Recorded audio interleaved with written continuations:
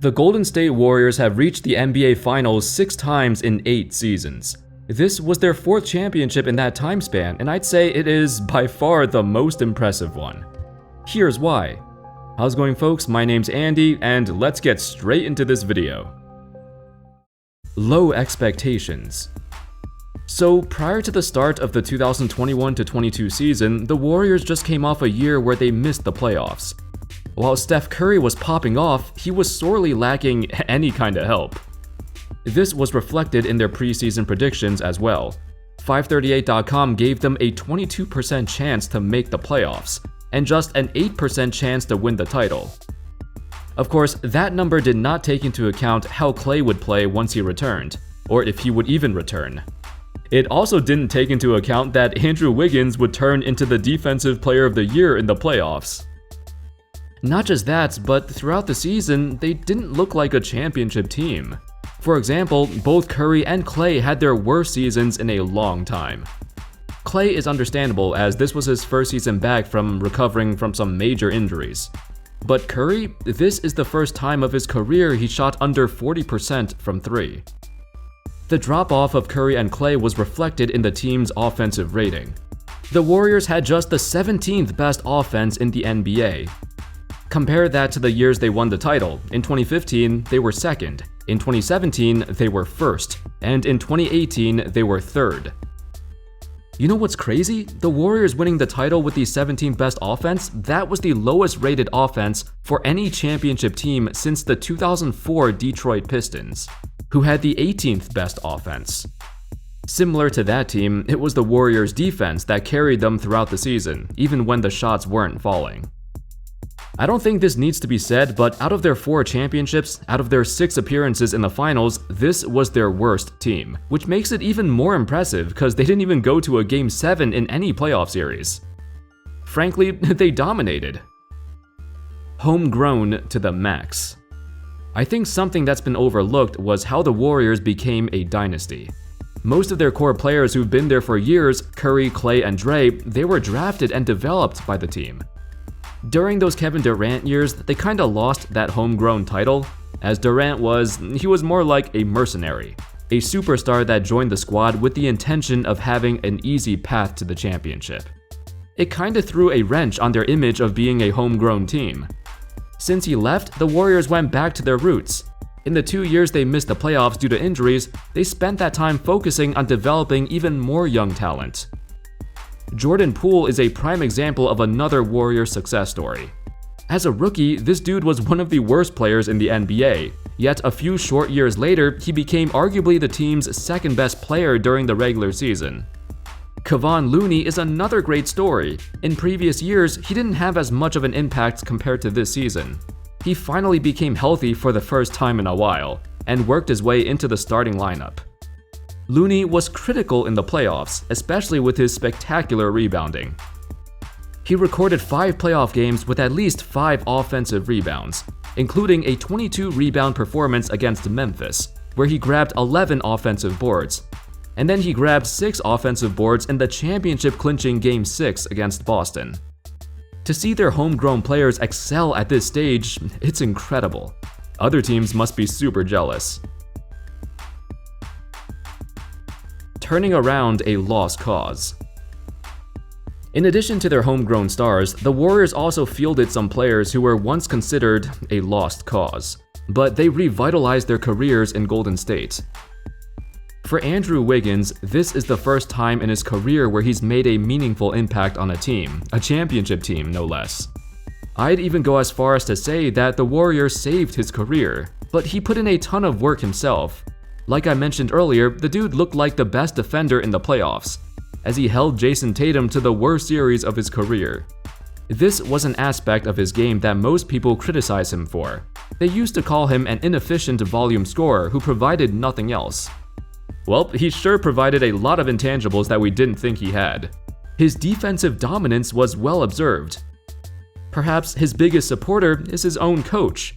Steve Kerr spoke very highly of Wiggins during the finals. Quote, "He's a very mild-mannered guy, but he's taken a leap in these playoffs in terms of his impact on the game defensively.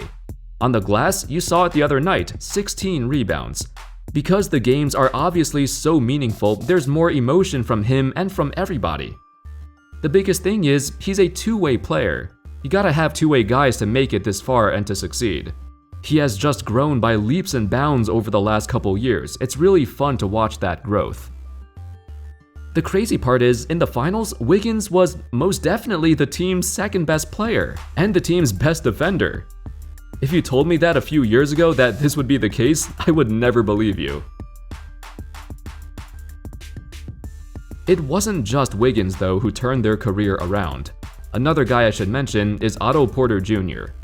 Prior to his arrival to Golden State, his career kinda seemed lost. In the seasons after leaving the Wizards, Porter's game dropped off. It was a combination of nagging injuries and teams throwing him to the side, preferring to give minutes to others instead of him. However, since he arrived to the Warriors, he created a new role for himself. Porter transitioned to power forward and even started 3 games in the NBA Finals. For a guy whose career looked like it was about to be over, he bounced back and earned himself another contract. Then there's Gary Payton II. You remember all that stuff that Steve Kerr said during that Memphis series when GP got injured? Well, he was a guy who struggled for 6 years to find a stable role on an NBA roster, and he finally did in Golden State. That's why the injury really sucked for him. He appeared in 71 regular season games, by far the most games he played in a season. His second most games played in a season before that was only 29 games. Kerr wasn't wrong when he said that this is GP's first real shot at playing consistent minutes in the NBA, and he performed very well in his first ever playoffs. What better praise than from the best player on your team, Steph Curry, who described GP like this: "He's the tallest 6'3" guy in the world. He plays way above his height. Defensively, he can do some pretty crazy things." All 3 of these guys, Wiggins, Porter, and Payton, found a new life in Golden State, which makes this title run even more special. Not only was it filled with homegrown talent, but also players who we thought were the runt of the litter. They found their niche in the NBA and saved their own careers. No more doubts for Steph Curry. One of the storylines in the previous few years was that Steph Curry, despite his greatness, still had 0 Finals MVPs before this. I mean, granted, he should have definitely won it in 2015, but in the other 2 titles, Durant did outplay him in the finals. Since Durant left, there was uncertainty if this team could even make it back to the finals without him. You add on all the injuries, it was looking bleak. Plus, the critics believed the Warriors' titles were overrated. Like, for example, in 2015, they essentially beat up a Cavs team that was missing Kyrie and Kevin Love. In 2017 and 2018, they had Durant, and they were heavy favorites to win the title. There were also questions if Curry really was the best player on the team during those years Durant was there. I mean, it was debatable on who the better individual player was, but make no mistake, just like Draymond said, the Warriors' offense has always run through Steph Curry. While Durant is a once-in-a-generation player who can play in any system and dominate, Curry is the system. He's the one true reason the Warriors were contenders all these years. Even so, I think we all wanted to see him lead the Warriors to another championship without Durant. And sometimes, I'm not gonna lie, his finals performances were a bit shaky. Curry had a reputation of not performing up to his standards in the finals. However, this time, this championship in 2022, there shouldn't be any more doubt on his legacy. Curry's name is now stamped up there with the all-time greats. This championship was a lot more meaningful in more ways than one. The Warriors had missed the playoffs in the 2 previous seasons. Everyone has struggled with injuries, and with Durant's departure, there were serious questions if this dynasty was over. Heck, some people thought that 2019 loss to the Raptors, that was the end of the dynasty.